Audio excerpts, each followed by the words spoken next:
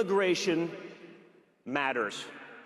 It's a fight that this administration is taking on. We've realized that if you import the third world, you become the third world.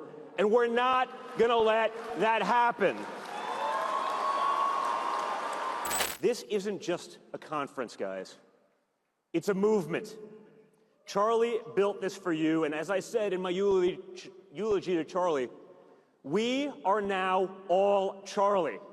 There's not one person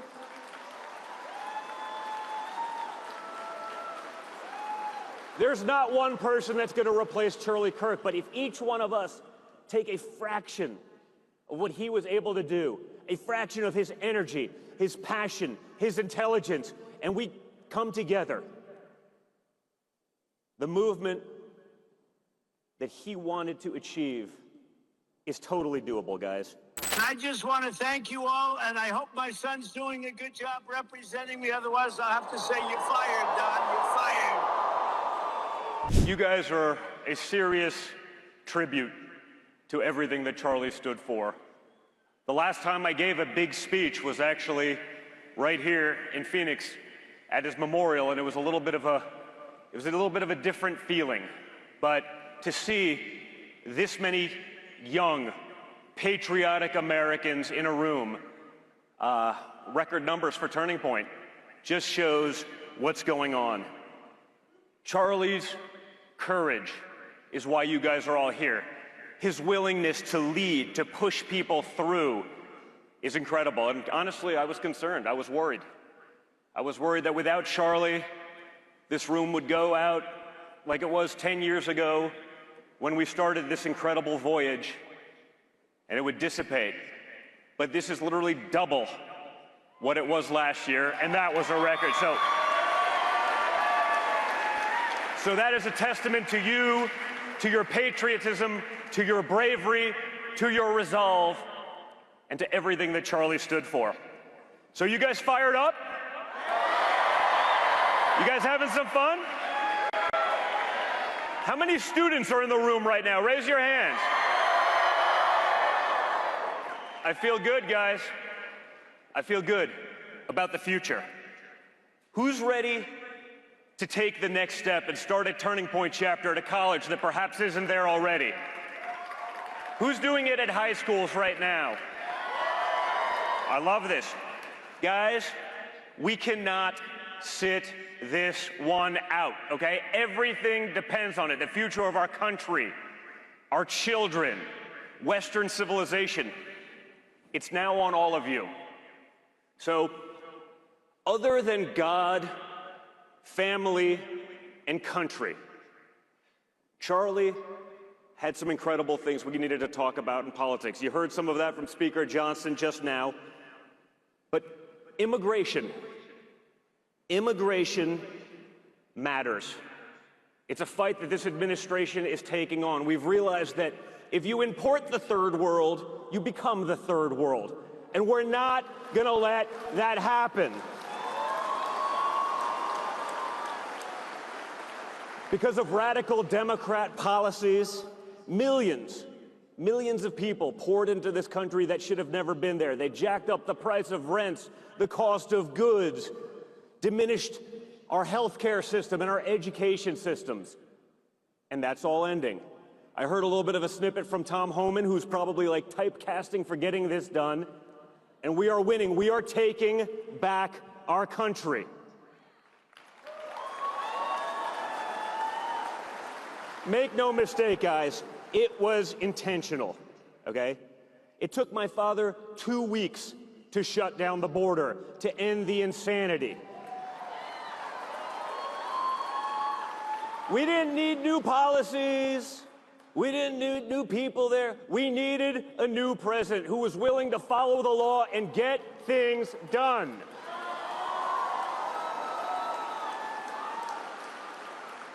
We're seeing the consequences of Joe Biden's policies and Democrat policies in general. Terror attacks. A couple of our National Guardsmen were killed a few weeks ago. We're seeing the crime. We're seeing the chaos. And responsibility for that doesn't just fall on Democrats. It falls on so many of the weak Republicans who just capitulated to the DC swamp, and we're going to put an end to that too.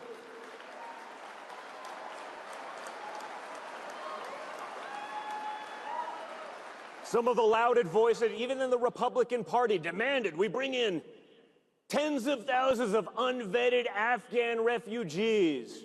For years, they turned Minnesota into little Somalia. How's that working out for anyone?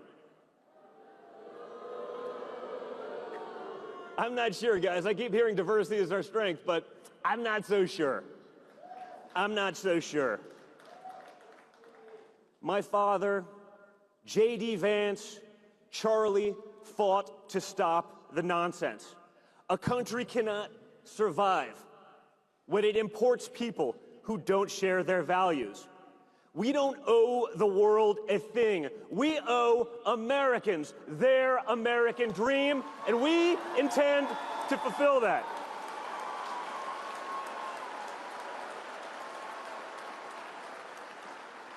It sounds tough, but we deserve it for the future, for the next generation, for all of you who are going to take on the mantle and lead this country to continued greatness. Now, we're getting rid of the nonsense, and it's going to be great. The other big issue that Charlie and I fought so hard for was the MAGA movement. Charlie, myself, Susie Wiles, a small cadre of people were the guys that brokered that deal. So we stop allowing Big Pharma to put profits over actual health, to stop the insanity of jacking up our children with thousands of vaccines they don't need.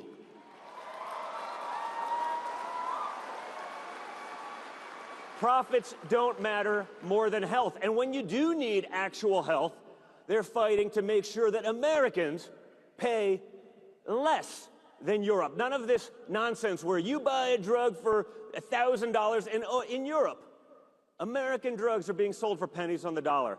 That doesn't work, and they ended that with the most favored nation's executive order just a couple of days ago. And the big one of the ones I've been fighting since like 2015. I didn't realize it would even turn into a thing because it was always so insane to me. The transgender issue. There's going to be no more castrating our children for big pharma and medical profit. That bullshit ends now.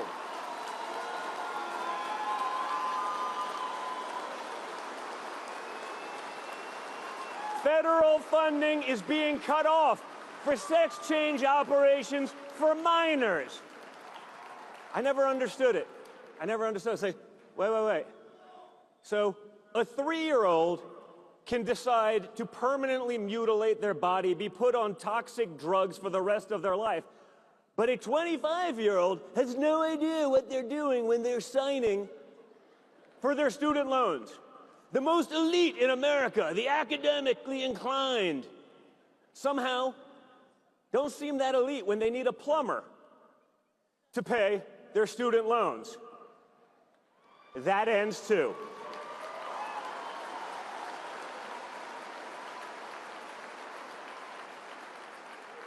And the number one issue, again, outside of God, family, and country for Charlie, something he fought and something he died for, was free speech.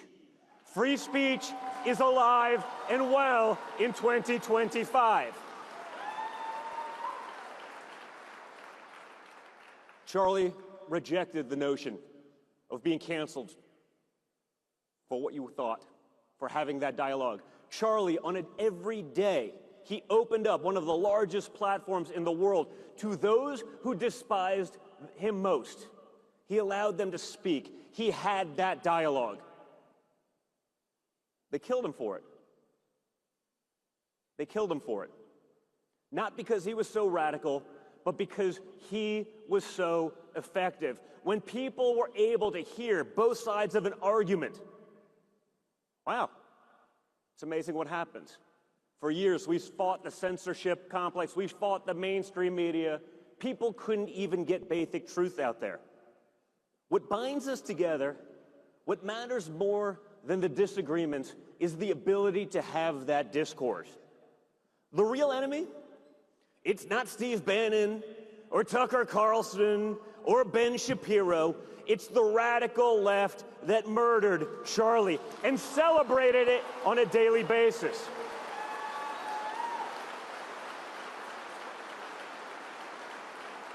Free speech is under attack everywhere. In Europe, they're putting people in jail for basic truth. If one of your family members was raped by a roving gang of migrant thugs, and you say they shouldn't even be here, you get thrown in jail. The rapists get an apology and get let off. Think about that. That's happening right now in the UK. Do not let that happen to America. We are the last stand for common sense, for free speech, for truth, and for decency. Do not squander that.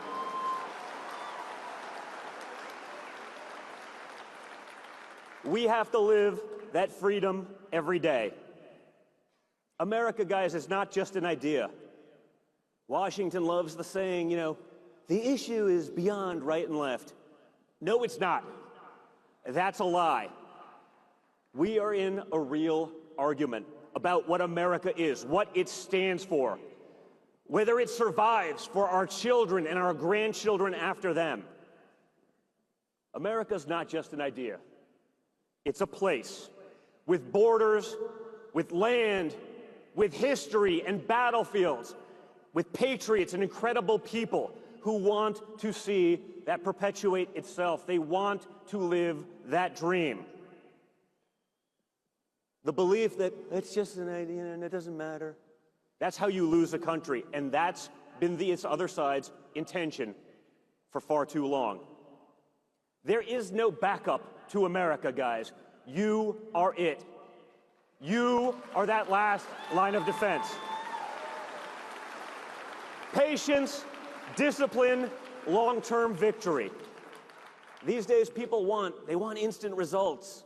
Remember the day after my father was inaugurated, on January 20th, you saw the left. They ran with their sound. The price of eggs hasn't gone down. I'm sitting there like, wait a minute. Like, it's been like 14 hours. Of course, that then happened. Inflation hasn't gone down yet. It's been a week. Well, guys, it's hard to undo 4 years of idiocy. Inflation's under control, but when you have compound interest on double-digit inflation for 4 years, those prices are still too high. We have to work on that, but it doesn't happen overnight. It takes a plan. It takes a process. We're building something that lasts. We have to be in that together through common sense, long-term approach. You guys are Charlie's legacy. You're also the biggest beneficiaries of his movement, of his ideas. You guys are going to be doing this when I'm probably long gone. That matters. Don't squander that opportunity. Keep that wave going. For the kids who haven't even been born yet, for the children that you're going to all have, that hopefully you're mostly too young. I'm looking around, it's pretty young to have that going. It's why I got into this. When Charlie and I met back in 15 and 16, we're spending all this time together, I had no idea. I was a real estate developer from New York. We built buildings. But when I saw what the other side was willing to do, how they were so glib about just destroying our country, he said, we have to fight. We have to engage. This isn't just a conference, guys. It's a movement. Charlie built this for you, and as I said in my eulogy to Charlie, we are now all Charlie. There's not one person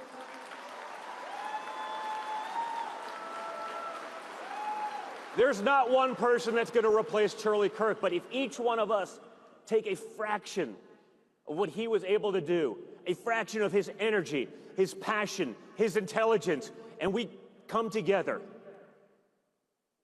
The movement that he wanted to achieve is totally doable, guys. Join a Turning Point chapter. If your school has one, get involved. If it doesn't, start one. Bring 5 friends, build more. That's how we win. Become unafraid.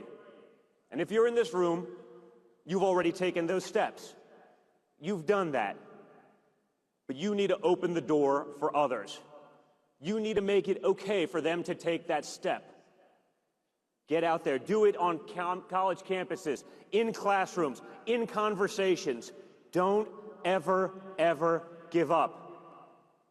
We have to stay involved. We have to stay in the game. Midterms are coming around the corner, and make no mistake, the Democrat Party wants to do whatever they possibly can to shut this movement down. Not just the Democrats, the rhinos.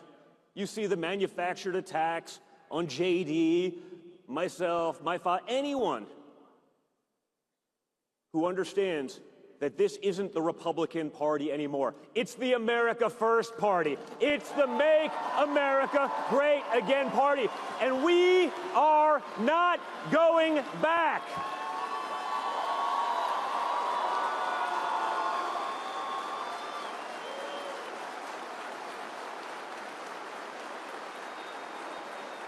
The same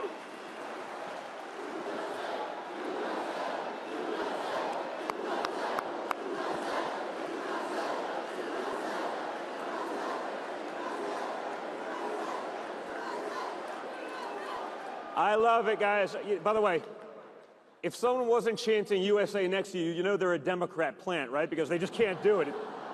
It's like pouring holy water on a vampire. This presidency, guys, didn't happen by accident. There's been a long undercurrent of Americans being felt left behind. You saw it. It's been going crazy in the last this week alone on social media when you're hearing about all the people, especially young white men who for a generation were left behind by DEI. They were told, well, you know, you don't check a couple of boxes, so you may be better, you may be smarter, but you're not getting into that college. You're not getting that job. You're certainly not getting a promotion. But you better damn well realize that you're still privileged despite being discriminated against. It's funny, but it's actually happening. And that's why everyone has to engage. Everyone can't sit out the midterm process, or this becomes a 2-year presidency, not a 4-year presidency. We have, for the first time, we have a bench of great people who can continue the movement that my father started, that can fill the void that he recognized in hardworking Americans, that Charlie so aptly understood and promoted. But you guys are it. Speak boldly, organize relentlessly, stay in the game at all costs. Again, you guys are the biggest beneficiaries of this movement. But if you don't do that, you're also the people that are going to suffer hardest and longest if the radicals get what they want. You have to be a part of it.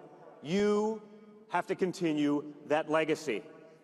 If you want to save America, if you want America to continue the way we all want to and the way we love, you get to work.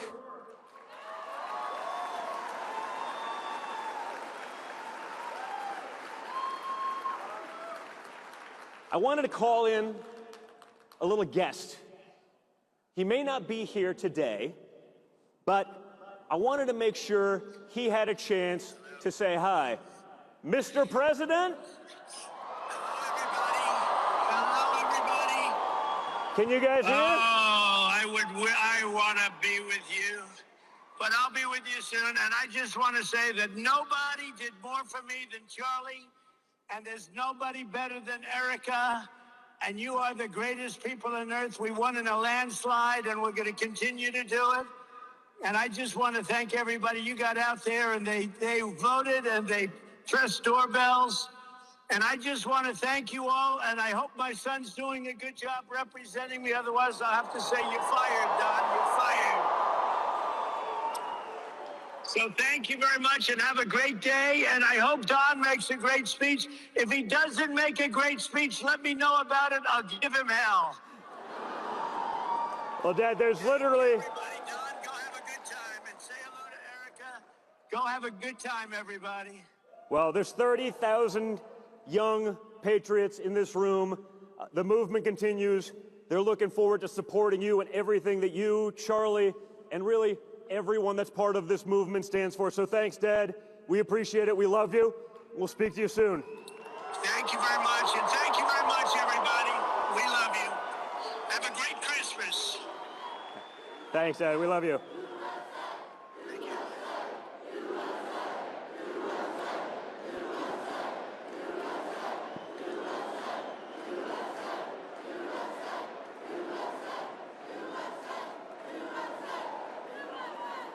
I'm not good at much, guys, but I can call in the big guns sometimes, right? It's always nice when he actually picks up the phone. It's a lot more awkward when you're in front of 30,000 people and it goes to voicemail, right? So it's like, at least we still got that. But thank you guys for everything. Thanks for the sacrifices that you've made.